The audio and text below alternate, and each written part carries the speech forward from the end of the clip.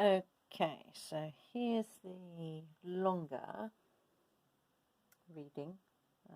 Got 12, 1, 2, 3, 4, 5, no, 15 cards. So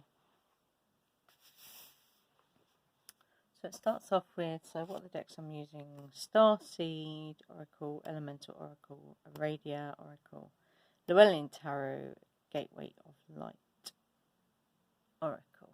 That's it. 1, 2, 3, 4, 5, yeah. So, this in-depth reading actually mirrors the Ogham Sticks, which is no surprise really. So we've got, along the top, Star Family, part of a team of souls. Loosen your grip. And big picture thinking. Okay, and then under that we've got the elemental ones. Rock.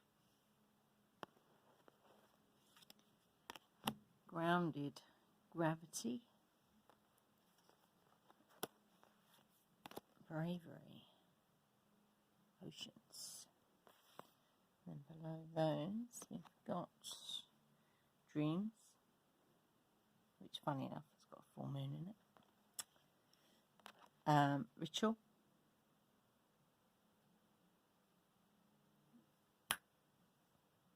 That's wasp trying to come in. And Hierarchy. Under that, with the Llewellyn Tarot, we've got, now this is mad, so wands are air, yeah, 4 of wands, Page of wands, drum roll please, Ariane rod, one of her elements is air, so there we go. Then we've got the Order of Melchizedek, which is embraced by light, mission uncovered, don't give up.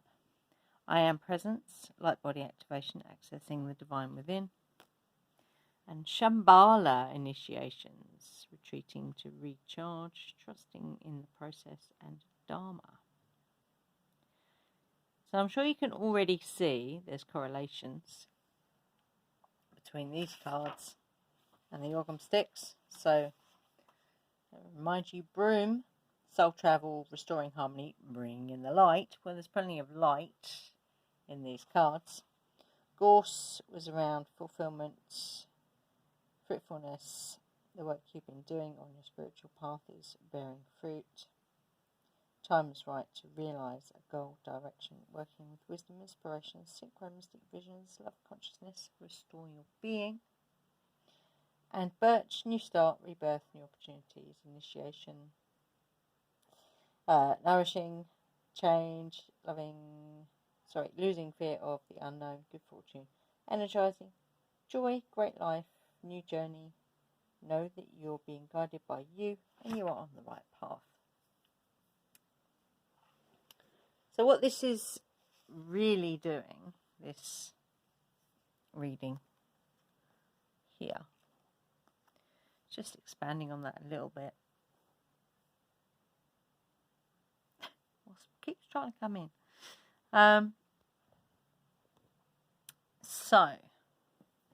Soul family. So when you meet someone for the first time and you kind of think you know them, that's an indication that they are your soul family. So that's pretty cool. It keeps trying to come in. It can't actually come in because I'm burning banishing incense. It's quite interesting.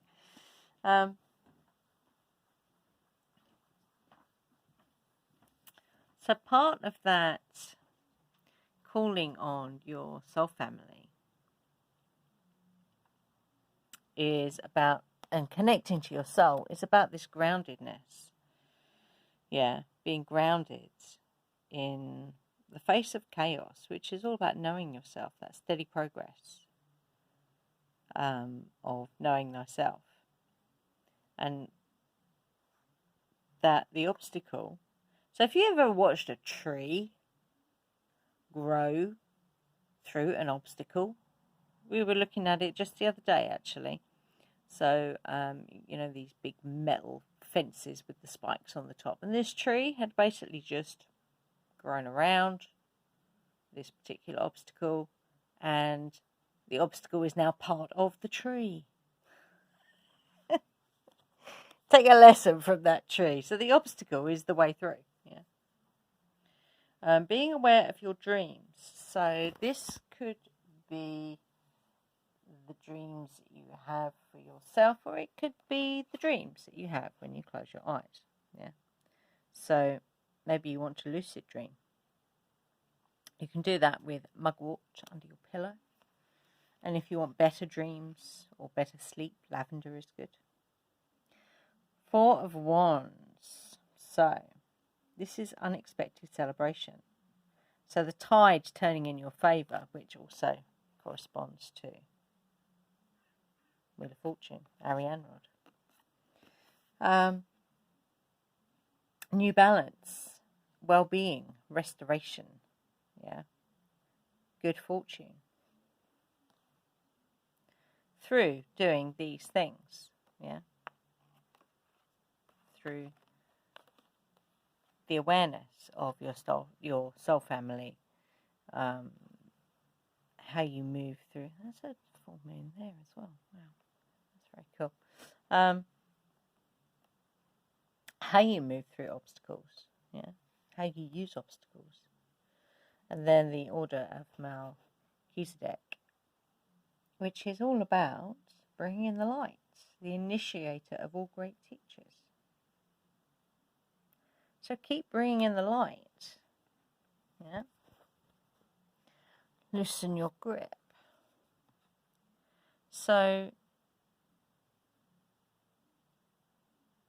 this is the how-to, if you like. So this is the general idea, yeah.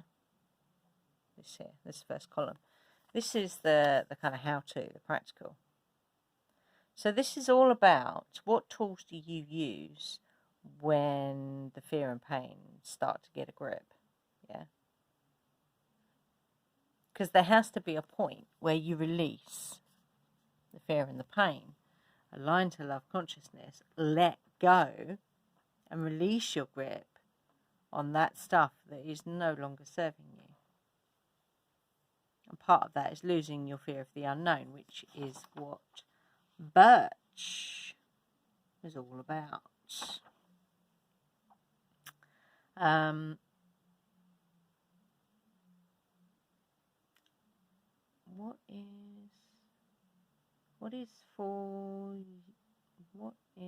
Sorry, I can't read my writing. What is for, you will find you when you align with your joyful love consciousness soul. Does that make sense? Part of this is grounding, having a grounded perspective. So not being afraid to look and see, but also not being caught up in it, in the seeing. Does that make sense? Ritual, touchstones, celebrations of those little achievements when they come. Those little synchronistic things that tip the balance when they come. Celebrate it. Whether that's through food, dancing, I don't know, singing bowls, whatever it is, yeah. However you celebrate, do it. Which will then bring this new, so this is the Page of Wands, new positive phase, good news, new ideas, horizons that are broadened. If you look at, that's the sky is a hopeful sky. That's a sunrise sky, not a sunset. So the energy is going to be high. Yeah, he's got a scroll in his hand. He's got a smile on his face. So that's good news that he's holding in his hand. Yeah. Is that a rabbit or a hare? Hard to tell. It looks like it might be a hare because it's got slightly longer ears. So hairs are all about the new, the spring, the new. Yeah. I am presence. So this is the shift into the know thyself, the self-mastery, the self-realization. And the light inside. I mean, just look at that picture. If that is just a representation of what we are as actual beings, then that is pretty fucking awesome, I would say. And seeing the bigger picture. So both myself and Ian have had the experience in dream state where we can see the bigger picture, where there's a I don't know, it's a knowingness of that bigger picture, what it feels like to know, just know and be. It's quite amazing. And how your choices and your actions then unfold your reality. Quite amazing. And in fact, there is the illuminated path right there. That is the illuminated path,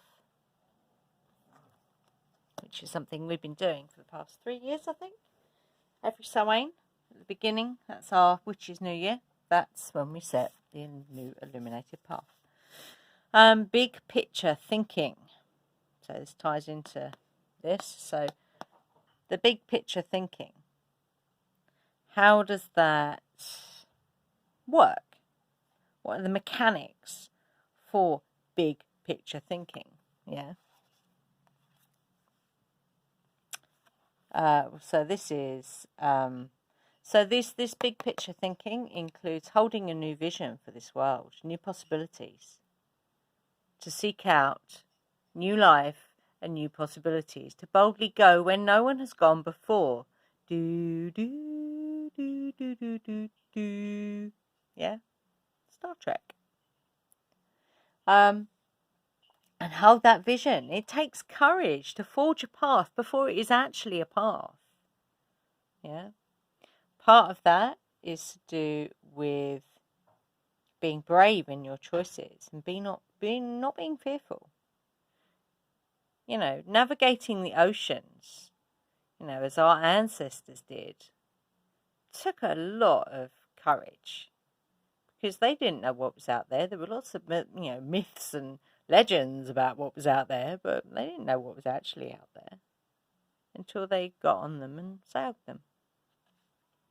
Yeah. Hierarchy. So this is about balance. Balance in everything. Balance and wisdom. And what's interesting is when I was reading the Aradia, this is the Gospel of Aradia, and Aradia was a bit like a Robin Hood character. So she stood for injustice, and she stood for, you know, those who couldn't get a fair deal. Quite amazing, actually. Ariane Rod, she lights the way for us. So she is of the full moon and of the dark moon, actually. But on the full moon, she then lights the way as the moon wanes through to the dark moon. So she lights the way, but she also represents a change of fortune. So good luck, an upturn of the wheel, because she is the keeper of the wheel. She is the weaver. She is the spinner of fate. So she helps us to weave our fate through the choices and the actions that we make. So it's a natural shift, yeah, a breakthrough. Okay, the upturn of the wheel. Which then brings us to the city of light, Shambhala, or Shangri-La as we call it. So if you like, this is where we renew ourselves. This is where we restore ourselves through the inner work, which is essentially the switching on of our light. Yeah, the activating of our light. Which then, when you slow down, you reflect and you gather and you restore your energy, which then gives you a clearer perspective. Your perspective becomes so much clearer when you slow down. Think of it like being on a train. So a really, really fast train, everything that you go past is blurry because it's going past so fast. But when you're on a slow train, you can see everything out the window very clearly. So think of it like that. The more you slow down, the more you take your time, the more you stroll, the clearer you will see things. It's basic physics, really. And you uncover more about yourself. Knowing thyself is the self-realization, the self-mastery. So,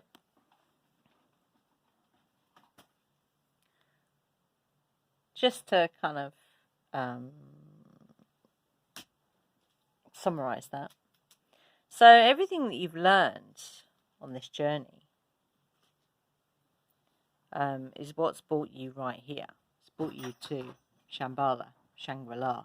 Yeah, it's brought you to the I Am Presence. It's brought you to the order of Melchizedek. Yeah.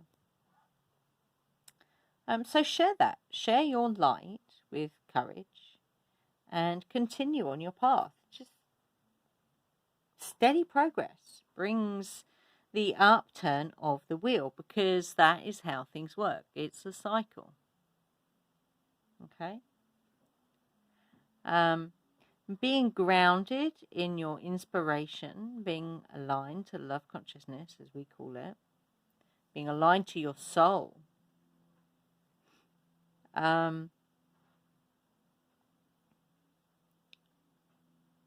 brings that self-mastery. So keep bringing in the light. Keep marking your successes with rituals, however you want to do that, celebrations. And just keep it going.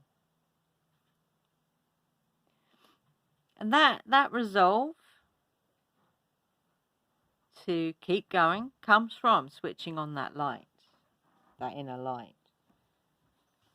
And in fact, there is a little intention you can set if you want to set it. So the more you switch on your light, the more alchemization takes place. If anything tries to come into your being, just gets alchemized. It's alchemized, moves through you and back to the earth. And that's something we actually set up for ourselves in 2020. And anything that tries to come in that is not aligned to love consciousness just gets it instantly alchemized, and it just moves through your being and goes back to the earth. It's very powerful. So I hope this has given you a little bit more clarity on if you're doing ritual for this super full moon, that might give you some ideas. And how to tap into the energy as well, because it's quite a big energy, the supermoon. So enjoy it, and I'll see you in the next video. Stay fearless.